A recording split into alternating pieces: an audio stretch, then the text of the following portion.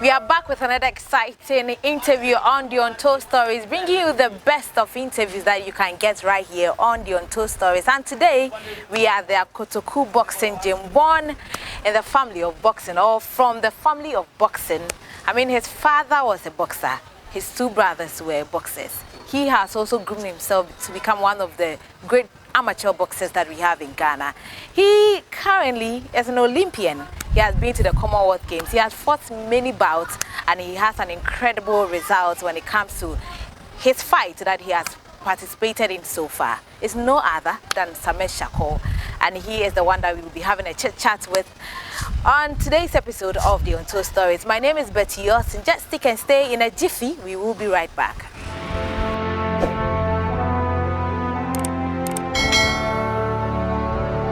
Welcome back on the show, and as I said in my intro, we have no other than Shakur. Many might not know the name unless you're a boxing fan.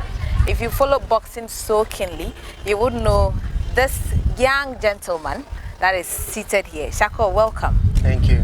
I mean, how has it been for you? We came to your gym training so hard. You just came from the Commonwealth Games. I mean, how has it been for you so far? The journey has been tough. It has been very tough because I've faced a lot of problems. During my travels, I've experienced a lot too. But before we even go to that, let me just take you back. Your dad was a boxer, right? My dad couldn't spend a lot of time boxing due to some challenges at that time. So he was like, okay, I'll step back so that my kids will do the work for me. So your dad was a boxer. We know Basit Samed. I mean, as for Basit Samed, he fought Bukombanku. So his name definitely will ring a bell in the minds of many. So we have Basit Samed, we have Issa Samed. How many brothers or how many siblings do you have? We are 5 in numbers. And 3 of you are boxers. 3 of us are boxers. And we have 2 females too. Okay. I'm the fifth born. You are the fifth born, okay. But the female, they actually decided to do something else. Yes. Okay, but then, I mean, from a family of boxing, how was it like growing up? Was it that when you were a kid, your dad was like, Samed, this is what I want you to do. And so he started imbibing that in you, that I want you to become a boxer. Was it like that when you were growing up? No, I grew up to see the game, to see my brothers fighting boxing. At that, I didn't even know that my dad was a boxer, but I grew up seeing Basit Samed was my role model. Okay, your brother was your role model. That's interesting. Yes, and I was like, okay, since my brothers are fighting boxing, I started developing some love in that game. I was like that. Also, I also want to be a boxer, so she trained me. And I was very stubborn at that time. I can see. Okay, so every male child first love is football. So why not football? Why boxing? Was it because that is what you were close to? That was what you were seeing at that moment? Yeah, sure. I was, like I said, I grew up in a boxing family, so that's what I saw. And moreover, my dad didn't allow me to go out with friends and blah, blah, so even now I can't even play football. Oh, you are the only male that I know that can play football. Yeah, sure, I can play football. So you can't play football? Yeah, but I like watching football. You like watching, but you can't play. Okay. And now, I mean, so you decided to do boxing. At what age did you say, this is what I want to do? I started boxing at the age of 7 years. Okay. Yeah, at a very young age. So that was the age that you told your dad that this is what I want. So did you stop schooling to concentrate on boxing, or you combine the two? I was doing the two. I was going to school at the same time. Where were you schooling then? At this thing, Ayalo. Okay. Ayalo. So how far did you go with your education?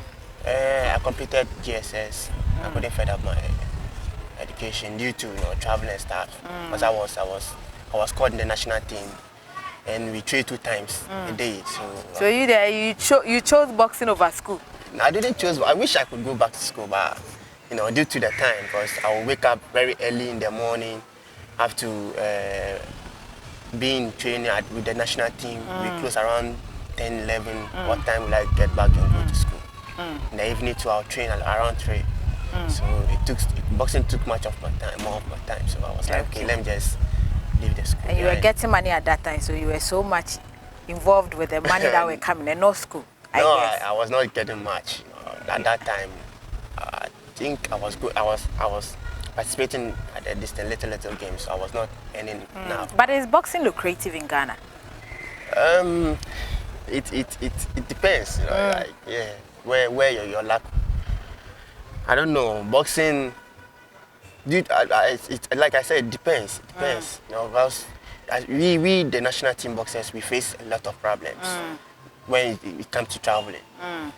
Even we going to the Commonwealth Games, we had a lot of problems. We couldn't even been to camp. We were just coming back from home to training. You know, we didn't even have our allowances and staff training allowances. We are the ones spending, buying our own medical. When we are sick, we are the one, you know, taking care of ourselves. There's no doctors around us, so we are. It's always, you know, we always had a problem when traveling. So would you say that boxing has not really given you money as a sport? Because you do sports not just, I know you love it, but it should also be able to fetch you something. I mean, financially, it should support you. Yeah, sure. Has it been supportive when it comes to the financial aspect? Yeah, I got a distance scholarship, the IOC scholarship. That supported me a lot, and I even, you know, did some few things, some small businesses from it. Yeah, I think it has also helped me. And then, I mean, from 7 years, you decided to be a boxer, and you've been in the game, you've been at the amateur level for a very long time. I mean, is that where you want to build your career and probably retire from, or you have plans of becoming a professional one day? I have a lot of. I don't want to, you know, retire from amateur. No, I'm even planning to go to professional as soon as possible. Yeah, as soon as possible. This my last game I attended at the Commonwealth Games. Yeah, that was my last game. Okay, and now, I mean, you have been to the Olympic Games. Your brothers couldn't go to Olympics, right? My brothers, your two brothers went, but they couldn't win a medal. Yeah. Okay. So I remember when you were going for the Olympic Games, I spoke to you, and you were like, you want to go and break that or set that record. You go and then you win a medal at the Olympic Games. Unfortunately, I think you had a broken hand. Yeah, due to I was having a broken hand when we were in our shiro. In our shiro, yeah. Yeah, so I don't know. You had a broken hand, and so, I mean, you couldn't put on your best. Yeah. So were you disappointed? I was very disappointed because I was aiming very high. I was like willing to bring back a medal. Yes. So I was very confused at that time. But thanks to Coach Foria, like he was the one talking to me, you know, giving me advice and was motivating me. And you know, and we came back with a medal. A medal, yeah. So it made you a bit happy. Yeah, very happy. And from, I mean, the Commonwealth, I mean, from the Olympic Games, you came back. I mean, we saw how you guys were welcomed, and you went to some companies to tour and all that. Yeah, sure. I think that the national team gives you some sort of, I don't know, honor, but monetary aspect, you don't really get it. Yeah, sure. So what is that motivation? What keeps you in this sport? Coach Foria always says that we shouldn't look at the challenges we always go through, but we making a history at the tournament or marking ourselves at the tournament will bring back a lot to us. That's what we always do. Well, we always pass through a lot, but we don't look up to those things. But we getting a medal at the exact tournament is what, or we making a history or marking our name in the history book. That's what always pushes us. What has been one of your most challenging moments that you nearly gave up on boxing? The Commonwealth Games. Really? The recent Commonwealth Games.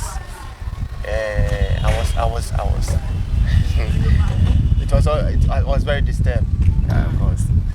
But tell me more about it. I mean, it was all over the news that Shakur has, I mean, taken in illegal substance.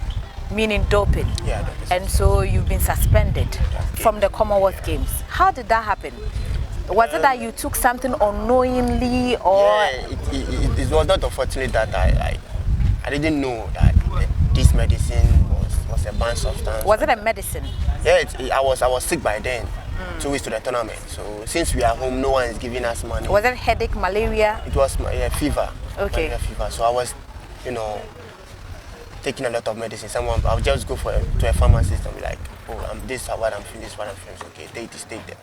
You'll be okay, take that. So I was also taking a lot of medicines, which I didn't know it was a banned substance. So I even want to take this opportunity to apologize to my fans that I was very sorry that I couldn't participate on that tournament, and I didn't take in a medicine that I didn't not the intention to take a medicine, and I believe everything happened for a purpose, so I apologize to my fans and every Ghanaian that I'll bounce back strong. I mean, to make them proud. Now I'm done with my distance, my amateur level, and my focus is in the professional now. My target is to win a world title, and surely I'll make it up to them. Well, the Commonwealth Games released a statement, and we understand you also responded, explaining yourself. Yeah. Did they respond back? Madam Farida is the one chatting with them. So. Okay. So as it stands now, you are still under suspension from Commonwealth Games? Yeah. It's unofficial, so they can even lift it up anytime. But, I mean, how did you feel? Knowing that you've prepared so much, I mean, you didn't really get the support. You guys were not in camp. You are from the house. You go to training and all that.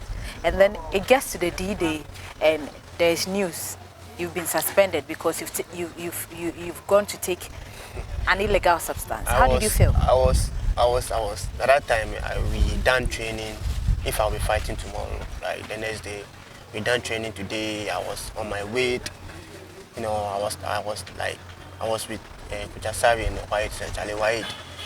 We have to win. We are the first to fight, so we have to win this fight so that it can motivate the rest of our colleagues. So I was very sure that I was going to win the third fight because I really know that Mauritius guy very well.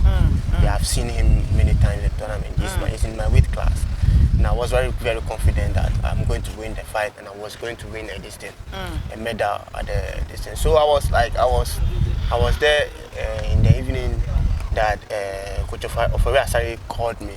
It was like, have you received any message from the organizers? Yeah, I was like, no, I haven't received. And he was like, okay, then go. So I was in my room resting, and I had a Gmail message. So I went there and it was anti-doping test. What, they called you to take your sample? Yeah, we all went for a distance. So it wasn't like you were handpicked? No. Okay. So we all did anti-doping test. Yeah, except only 2 of us. Okay. Joseph Komi, Alfred Kote. All of you did, only 2 boxers? Yeah, Wanela Setor did. Oh, okay. We all did an anti-doping test.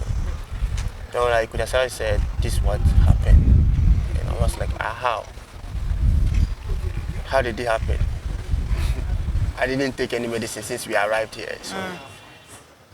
So they said, and then the Kudasari was like, now the systems have changed. You can even take a medicine from a month and then they can even find out. So maybe that's why they did unofficial suspend. Because it wasn't at the game zone I took the medicine.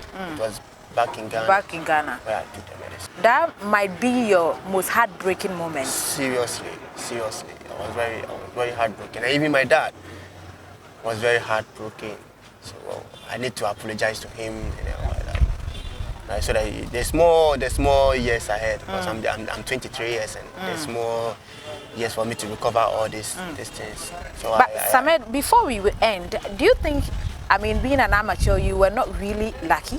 Because, I mean, from the Olympic Games, what happened there to the Commonwealth Games, would you say you were not really lucky as an amateur boxer? I'm always been happy because the Commonwealth Games and the Olympic Games is not the only games I have attended. I've been to the Junior Games that was 2016, I was the only African medalist at the tournament. I was the only boxer to give Ghana a medal at the All-African T20 African Games. So me not getting luck in the Olympics and the Commonwealth doesn't mean I've never been lucky. Maybe it's part of my story, and I need to accept it. So now, I mean, going forward, what are your future plans? You said you want to now turn professional. Or will it be after the African Games, or it will be before? No, I won't be participating in the African Games because I've participated in it already and I've already marked my name. So now my target is to go to a professional. So if anyone is ready and was like ready to work with me, he can bring his offer so that we can start this thing. So this my target is like mark my name in the world rankings and bring back a world title. That's it. I mean, before I let you go, if I am to ask you to describe Ghana boxing, how would you describe it? If you say I should give it a percent, I will be like, it's upside down because they don't really invest in amateur, especially amateur. You guys just do your own stuff.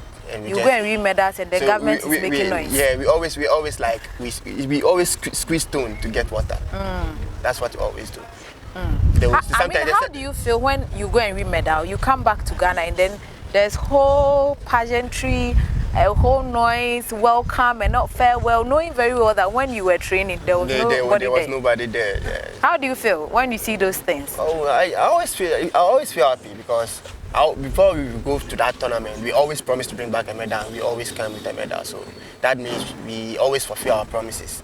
And whenever we see the fans cheering us, we always happy. We always say, okay, although they didn't support us during our preparation, at least they've seen the glory. Yeah, that's it. And they are cheering to it. And at least they will say, okay, we didn't give you just take this a little because of you win a medal. Just take it. So I mean, you have to go and train, so we need to cut the interview very short. But then, I mean, final words. If there's anything you want to change about, we want to see change about Ghana boxing, what should it be? I think, I mean, the GOC or all the members on board, they should, support the national team. I mean, the amateur boxing team, because sometimes it's always hard for us to eat after training. We don't even have a breakfast after training. Wow. We just go home like that. So it means their support is what's going to push us. I mean, motivate us. That okay, even if you wake up and don't feel like coming to training, be like, oh, maybe if I come, I'll get some money or I'll get to. So it always pushes us. So we beg them to always invest in amateur, because I think we are the only sport. Although they say football, but at least whenever boxing, we won't go for it. Boxing always provide something good out of it. So I think they should helping we the amateurs. But is your dad proud of you? Yeah, my dad is always proud of me. Okay. If you had not been a boxer, what would you have been? I think I would have been, still school. I would have been still schooling. So I haven't dreamed of being. Oh, school now, Opeko, you there? Yeah, I was like, I still want to go to school. You still want to go, but it's still not late. So I think, like, I always plan with my dad that, okay, maybe if I start my professional career, then by then I'll be getting a time. So I think I'll go back to school. Yeah. Okay. Well, this is Shakur, and I mean, he has been an incredible amateur boxer. He has been because he's now thinking of going into professional, and I know it's going to really be a great loss to the Black Mambas, because he's one incredible boxer that has really paid his dues. He's an Olympian. At the age of 23, he has been to the Olympic Games, the Commonwealth Games. Yes, the story was not too good for him at the Commonwealth Games, but he has gathered the experience. And so I know it's going to cheer him on as he plans on turning professional. And as he said, he's really sorry to Ghanaians. It was unknowingly that he took those drugs, and I mean, he didn't know it was going to cause problems for him. So he is really sorry to Ghanaians. That's where we end today's episode of The Untold Stories. My name is Betty Yosin, and a big thank you to you all for watching, and also to Willie for assisting us with the technical aspects of our shooting and filming. We'll catch you in our next episode. Have a great time.